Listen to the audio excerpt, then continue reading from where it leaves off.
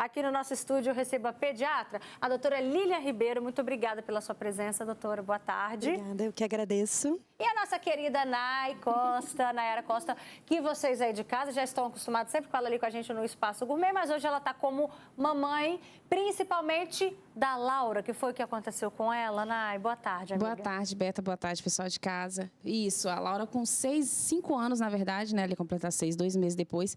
Com 5 anos ela fez essa cirurgia, porque ela tinha 80% de obstrução. E ela roncava muito, até tampava tanto que ela roncava. A gente ficava com medo dela ficar sufocada, né? De tanto que tinha essa obstrução dela. Em que momento que vocês começaram a perceber isso? Foi antes ainda dos 5 anos? Foi bem antes. Aí o que aconteceu? A gente via que ela tinha muita dificuldade para respirar. E aí nós conseguimos fazer um plano muito bom de saúde para ela. A gente fez o plano só para ela. E aí nesse plano foi um médico muito bom que operou ela. E aí, graças a Deus, assim, ela diminuiu bastante. Ainda continua, não sei se depois a doutora vai falar se melhora 100%. Porque a gente vê que ela tem a respiração mais, né, mas fica a respiração mais ofegante. Doutora, quais são os sinais? É só o fato de roncar, né? Quando que a cirurgia é indicada? Boa tarde. Boa tarde. A cirurgia não é a primeira opção de tratamento. Em geral, a gente tenta um tratamento clínico que é baseado em 3 pilares. O primeiro, controle do ambiente. Então, evitar ácaro, poeira, cheiro forte. Isso aí você deve dominar muito bem, né? O segundo seria manter o narizinho sempre limpo, a imunidade legal, uma alimentação boa, com o corpo menos inflamado. E o terceiro, tratamento medicamentoso mais específico para o nariz, que seria lavar bem o nariz com soro e, às vezes, aplicar um medicamento que é anti-inflamatório, um corticoide, nas narinas. Quando esse tratamento falha e a criança continua com muitos sintomas, tendo muita infecção respiratória, otite, porque o ouvido funciona muito junto, em parceria com o nariz. Então, o nariz que não está legal, a criança vai ter mais otite, pode ter perda auditiva, muita pausa respiratória, ronco, a criança respirando permanentemente de boca aberta. Nesses casos, acaba sendo indicada a cirurgia. A indicação é pessoal, né? A avaliação que o médico faz ali com cada paciente e indica o melhor momento para realizar a cirurgia. A Nay já adiantou pra gente que ela ainda percebe alguns sintomas na filha, né? Uhum. E aí, passados anos, isso tende a melhorar ainda, doutora?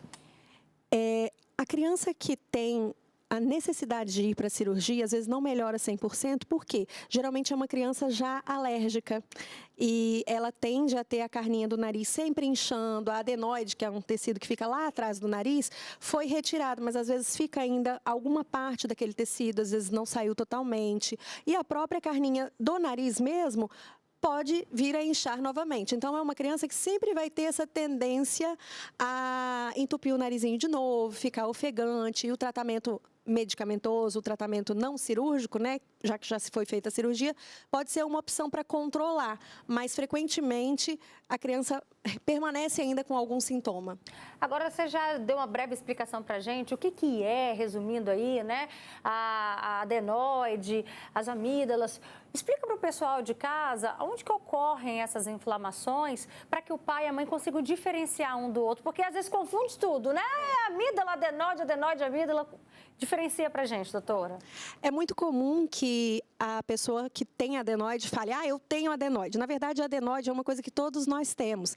É uma carninha esponjosa que fica lá no finalzinho do nariz. Sabe quando você lava o nariz com soro e sente que está descendo na garganta? O encontro da garganta com o nariz é onde fica a adenoide. É uma carninha esponjosa e esse mesmo tipo de carninha forma a amígdala, que fica mais embaixo, aqui no finalzinho da garganta. A amígdala a gente consegue ver quando a criança abre a boquinha, né?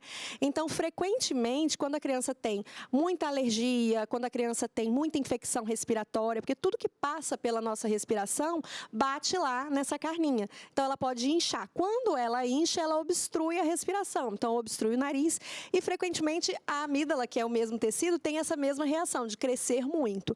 Então, geralmente, quando se faz a cirurgia de adenoide, retira-se também as amígdalas. Então, não é obrigatório, mas é frequente que a criança que tem adenoide grande tenha também a amígdala grande, e aí ambas são retiradas na cirurgia. Vamos ver também o vídeo que a Ana Lu, que é uma mamãe também, que ela mandou pra gente, contando como que ela descobriu, como que ela tratou a adenoide do filho dela, o Heitor. Roda aí. Ele tinha um sono que não era um sono reparador, ele era uma criança extremamente irritadiça, porque se mexia muito durante o sono e aí acordava cansado, sempre as amígdalas sempre inflamavam e aí já ia, logo a gente tinha que entrar com antibióticos e era uma rotina assim sempre, sabe? De antibióticos, muito cansativa para ele. É uma criança irritadiça, né? Muito catarro, sempre nariz com bastante catarro. E aí, após a cirurgia, realmente a qualidade de vida do Heitor mudou bastante, né? Para melhor. Então ele tem um sono muito melhor, ele é uma criança menos irritada, ele é uma criança por si só agitada, né?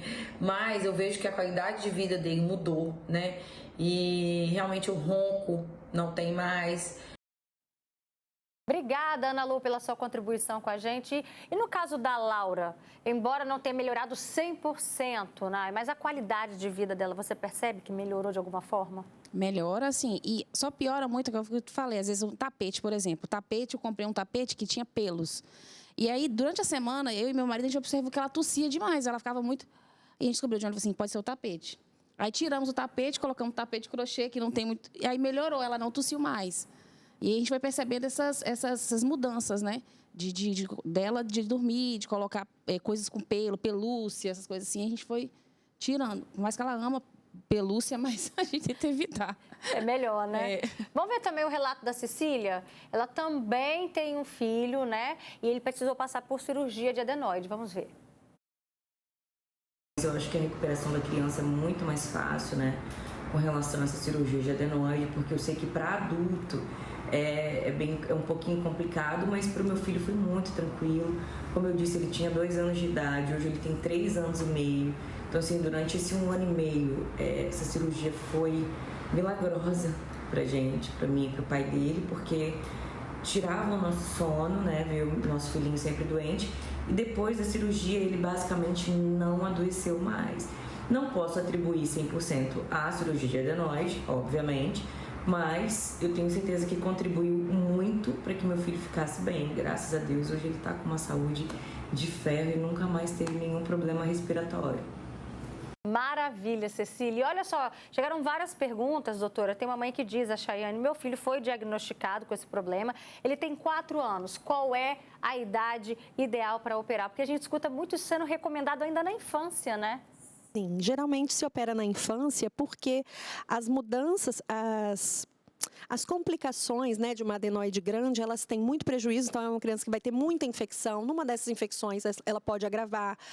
Existem mudanças que acontecem na formação dos ossos da face, então os dentes mudam, a mandíbula, o palato, né, o céu da boca fica mais profundo. Então, quanto antes, melhor. Não existe limite de idade, mas se a criança não respondeu ao tratamento clínico, o ideal é que seja feito, então, a cirurgia o quanto antes.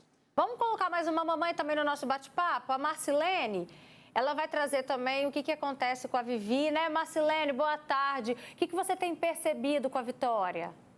Boa tarde, Roberto. Tudo bem?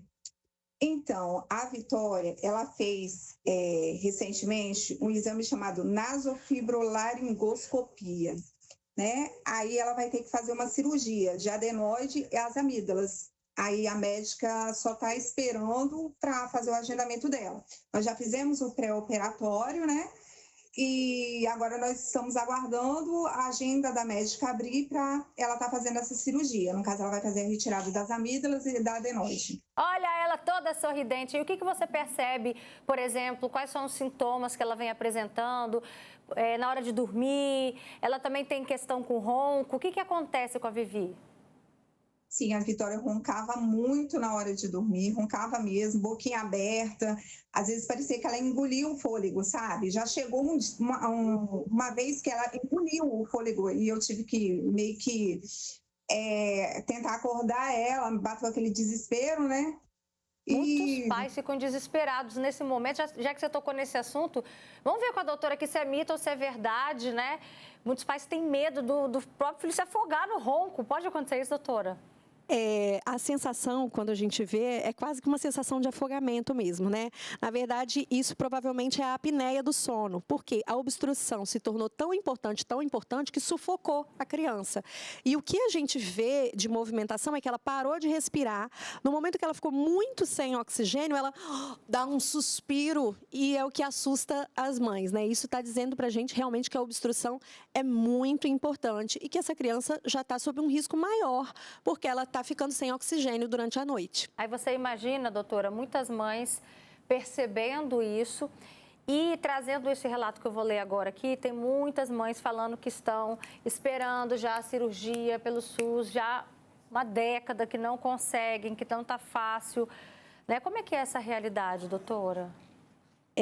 Isso é muito triste, de verdade, né? Porque a gente tem um sistema de saúde que não está dando conta de sequer prover um atendimento clínico. Então, muitas dessas crianças que às vezes são indicadas para cirurgia, às vezes até se beneficiariam de um tratamento clínico, poderiam ter redução dos sintomas a ponto até de não ir para a cirurgia, ou a ponto de aguardar um pouquinho mais, ou segurar a condição da criança com alguma qualidade de vida até a cirurgia. E às vezes a gente não consegue nem esse atendimento pediátrico clínico. Tem uma mãe falando que está 8 meses esperando pela consulta, né? Nem pela cirurgia ainda. É isso. Então, assim, a fila de cirurgia ainda é mais lenta ainda para andar, né? E o que eu posso, assim, dar de orientação para essas mães, se você tem um filho com essa questão, com adenoide, com obstrução nasal, com ronco, controle o ambiente. Tire tapetes, tenta colocar uma capa antialérgica no colchão, porque é onde fica cheio de ácaros. Troque os travesseiros com mais frequência, porque controlando o ambiente vai reduzir bastante os sintomas, né? O animalzinho de estimação, evitar o contato muito próximo, eu sei que é difícil. Então, tentar tirar cheiro, perfume, produtos de limpeza com cheiro muito forte. Controlando o ambiente vai reduzir muitos desses sintomas, tá? E lavar o nariz com soro. Perfeito. Tem até uma vovó falando aqui, minha netinha Maitê está passando hoje pela cirurgia de adenoide e amígdalas. Estamos aguardando sucesso nesse procedimento. Amém. Nai, como é que foi o pós da Laura? Então, no primeiro dia, ela não queria nem falar, ela só babava. Porque com certeza incomoda muito, então ela só babava. E aí o médico orientou a dar sorvete, ela não queria comer nada, nem sorvete, nem picolé, nem gelatina, nada que fosse gelado. Ela só falava, mamãe, não quero, não consigo. Aí não conseguia engolir. E aí, no segundo dia, que ela não estava comendo nada, a gente já estava preocupado, porque ela já não tinha comido nada. E aí a gente voltou para o médico, ele olhou e ela tinha dado como se fosse uma inflamação nas placas, como se fossem várias placas, e inflamou. Aí ela teve que ficar internada para tomar soro, né? Porque ela estava muito desidratada, porque ela não tinha comido nada. E aí ela ficou internada, ficou uns 3 dias mais ou menos internada. E foi na época que eu ganhei a Liz, né? Então, tipo assim, eu tinha acabado de ganhar uma e com a outra internada no hospital. E aí foi uma Doutora, o nosso tempo acabou, mas só para resumir, o pós é extremamente importante, né? Na recuperação. Sim, ele não é muito doloroso, mas é muito incômodo, porque continua inchado, não desincha na hora. Continua inchado, é difícil respirar, é difícil deglutir, é difícil falar. É incômodo. Não, e conter uma criança também é muito importante, viu? Obrigada pela participação de vocês. Boa tarde, dá um beijo nas crianças, tá? Obrigada, Marcilene, também, todas as mamães que participaram com a gente. Um beijo para